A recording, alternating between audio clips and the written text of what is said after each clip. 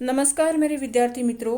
Class 12 RO से chapter number 6। आज है महत्वपूर्ण कविता उषा, जिसके कवि हैं शमशेर बहादुर सिंह। और आधुनिक काल की ये कविता बहुत ही महत्वपूर्ण है, प्रकृति से संबंधित है।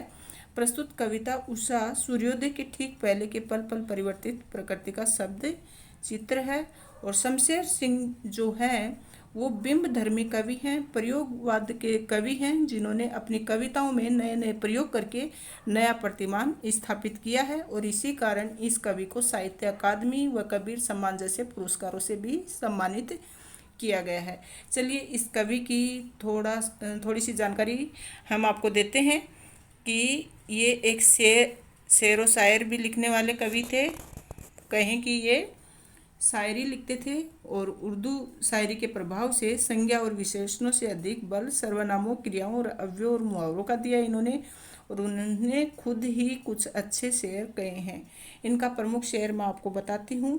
हाँ, तुम मुझसे प्रेम करो जैसे मछलियाँ लहरों से करती हैं, तुम मुझसे प्रेम करो जैसे मैं तुमसे करता हूँ। ये शमशेर बहादुर सिंह और ये इनका प्रमुख शेर या कहें इनकी प्रमुख शायरी। चलिए इनका थोड़ा सा परिचय मैं आपको बता दूं।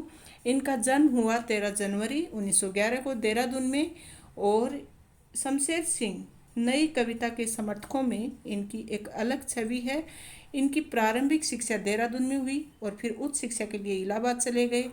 बाद में इन्होंने सुमित्रा नंदन पंत के पत्र रूपाब में कार्य किया और 1977 में चुका भी हूँ नहीं मैं, इस काव्य संग्रह पर इनको साहित्य अकादमी पुरस्कार मिला और कबीर सम्मान भी इनको मिला। और 1993 में अहमदाबाद में इनकी मृत्यु हो गई। इनकी प्रमुख रचनाएं हैं संपादन, जो उर्दू हिंदी कोश है, निबंध है, संग्रह दोआब और कहानी है, निबंध है, दोआब और कहानी है प्लाट का मोर्चा। और इनकी बहुत सारी कविताएं हैं। इनकी कविताओं की जो विशेषता है वह क्या है कि वह वैचारिक रूप से प्रगतिशील, शिल्पगत रूप से प्रयोगधर्मी कवि शमशेर को एक बिंब धर्मी कवि के रूप में जाना जाता है। इनकी बिंब धर्मिता शब्दों के माध्यम से रंग, रेखा एवं सूची की अद्भुत कसीदाकारी का मादा रखती है। इन्होंने अपनी कविताओं में समाज की यथार्थ स्थिति का भी चित्रण किया है। इनकी भाषा शैली क्या है? खड़ी बोली। खड़ी बोली जिसको हम सामान्यतः अच्छे से खुद समझ जाते हैं, मतलब ऐसे शब्दों का प्रयोग करते हैं जो हम रोज़मर्रा की ज़िंदगी में जो हम हिंदी भाषा बोलते हैं उसी को हम खड़ी बोली कहते हैं। तो खड़ी बोली में इन्होंने लिखा है। कथा और शिल्प दोनों ही स्तरों पर इनकी कविता का मिजाज अलग है। उर्दू शायरी के प्रभाव से संज्ञा और विशेषण से अधिक बल सर्वनाम, क्रियाओं और मुहावरों को दिया है। और इनकी कविताओं में प्रेम, पीड़ा, संघर्ष और सृजन को गूंथ कर कविता का महल खड़ा होता है।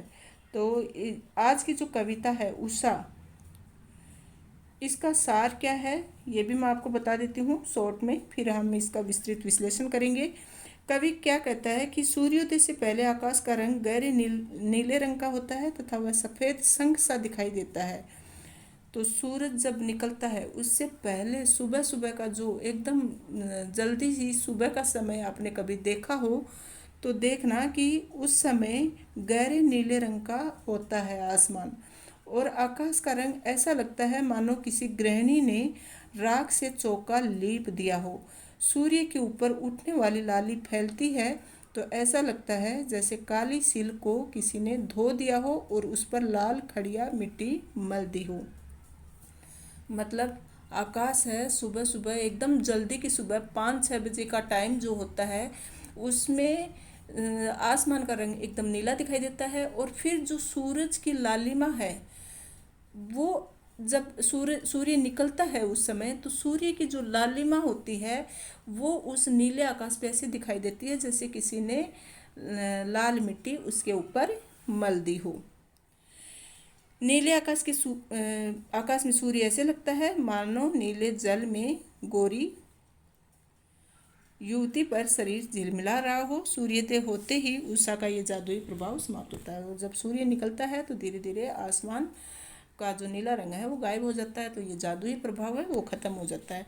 चलिए एक एक पंक्ति का अर्थ समझते हैं। प्रातः नभ था बहुत नीला शंख जैसे, भोर का नभ राख से लिपा हुआ चौका अभी गीला पड़ा है। तो भोर मतलब सुबह का समय होता है, प्रातः भी सुबह का समय होता है, नभ मतलब आसमान होता है।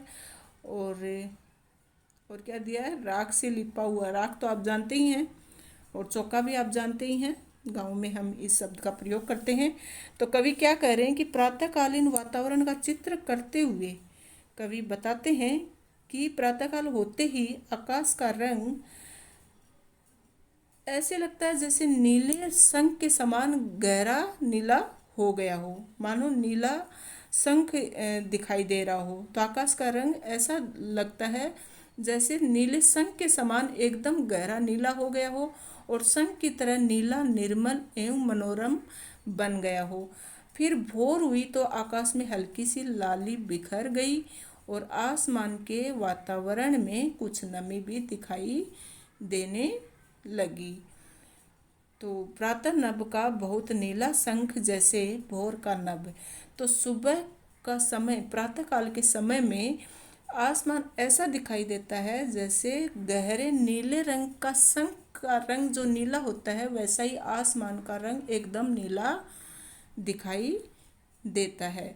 और फिर भोर हुई तो आकाश में हल्की सी लाली बिखर गई, और आसमान के वातावरण में कुछ नमी सी दिखाई देने लगी। राख से लिपा हुआ चौका, कवि कहता है कि उस समय आकाश ऐसा लग रहा था कि मानो राख से लिपा हुआ चौका है, जो अभी अभी लीपने से कुछ गीला हो, अभी गीला पड़ा है। मतलब कहने का मतलब क्या है कि सुबह का समय जब आकाश में सूर्य उदय नहीं होता है, उससे पहले का जो समय है वो ऐसा दिखाई देता है जैसे नीले रंग का शंख होता है, जो शंख का गहरा नीला रंग होता है, वैसे ही आसमान का गहरा नीला रंग दिखाई देता है। और उस समय फिर मतलब सुबह हो जाती है तो आकाश में हल्की सी लाली बिखर जाती है, और आसमान के वातावरण में कुछ नमी सी आ जाती है। तो उससे कवि कहता है कि उस समय आकाश ऐसा लग रहा था कि मानो राख से लिपा हुआ चौका है, लेकिन अभी अभी लिपा है, इस कारण वह गिल्ला सा दिखाई देता है। समझ गए बच्चों? चलो आगे बढ़ते हैं। बहुत काली सील जरा से लाल केसर से, कि जैसे धुल गई हो स्लेट पर, या लाल खड़िया चाक मल दी हो किसी ने। सील मतलब जो पत्थर होता है ना, जिस पर हम मसाला पीसते हैं, आपको पता होगा, पत्थर को ही सील कहते हैं।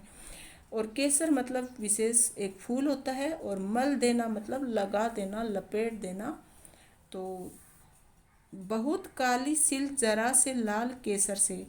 तो कवि प्रातःकालीन आकाश का वर्णन करते हुए क्या कहते हैं कि सूर्य क्षितिज से ऊपर उठता है, मतलब नीचे से ऐसे ऊपर उड़ता हुआ दिखाई देता है। तो उसकी हल्की लालिमा की जो रोशनी फैलती है, तो उससे ऐसा लगता है कि काली रंग की सिल को लाल केसर से धो दिया गया हो। क्योंकि आसमान का रंग तो आपको पहले ही बताया कि गहरा नीला दिखाई देता है, और उस समय जब सूर्य निकलता है नीचे से, तो ऐसा दूर से जब सूर्य निकलता हुआ दिखाई देता है, तो सूर्य की जो रोशनी फैलती है वो इस तरह से फैलती है कि जैसे लाल केसर से उस नीले चौके को धो रही हो। स्लेट पर या लाल खड़िया चौक मल दी हो किसी ने। तो मानो काली स्लेट पर किसी ने लाल खड़िया मिट्टी मल दी हो, अंधेरी काली स्लेट के समान वह सुबह की लालिमा लाल खड़िया चौक के समान लगती है। तो आसमान को यहाँ पर स्लेट बताया गया है, और सूर्य की किरणों को यहाँ पर लाल खड़िया से युक्त चौक बताई गई है। तो यहाँ पर बच्चों ये है, मतलब उपमा अलंकार है और रूपक अलंकार है। नील जल में या किसी की गोर झिलमिल दे, जैसे हिल रही हो, और जादू टूटता है इस उषा का, अब सूर्योदय हो रहा है। तो गोर मतलब गोरी, और झिलमिल मतलब एकदम छलकती हुई, मचलती हुई, दे मतलब शरीर, और जादू मतलब आकर्षण, प्रभाव, और उषा मतलब सुबह का समय, प्रातःकाल का समय, सूर्योदय मतलब सूर्य का उदय होना।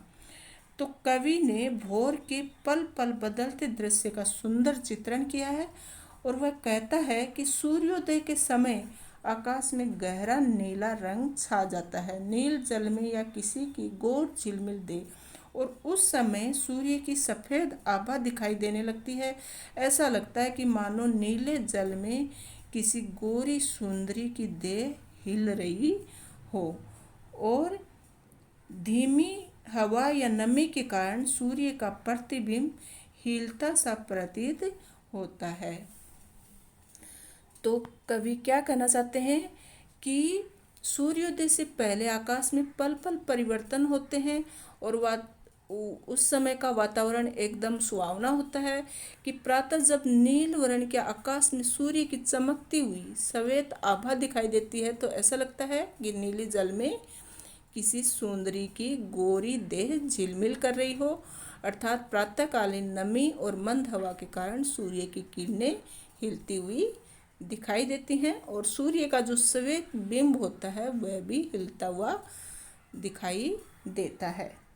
और कुछ समय बाद जब सूर्य उदित होता है, मतलब और जादू टूटता है इस उत्साह का। अब सूर्योदय हो रहा है। जब कुछ समय बाद जब सूर्य निकलता है बाहर, तब उषा काल के पल पल बदलते रंगों का और प्राकृतिक परिवेश का चमत्कारी सौंदर्य समाप्त हो जाता है और सूर्योदय होते ही उषा काल का रंगीन सुरम्य वातावरण चमत्कारी जादू की तरह समाप्त हो जाता है। समझ गए बच्चों कि सुबह जब सूर्य से पहले आकाश में अनेक परिवर्तन होते हैं और जब नीले वर्ण के आकाश में सूर्य की चमकती हुई श्वेत आभा दिखाई देती है, मतलब नीला है आकाश और उसमें जब सूर्य निकलता है सफ़ेद रंग का, तो क्या लगता है जैसे नीले जल में किसी सुंदरी की गोरी देह झिलमिला रही हो। नीले जल में कोई सुंदरी बैठी है और जैसे वो एकदम चमक रही है। कैसे? सूर्य को यहाँ पर किसका प्रतिमान बताया? सुंदरी का।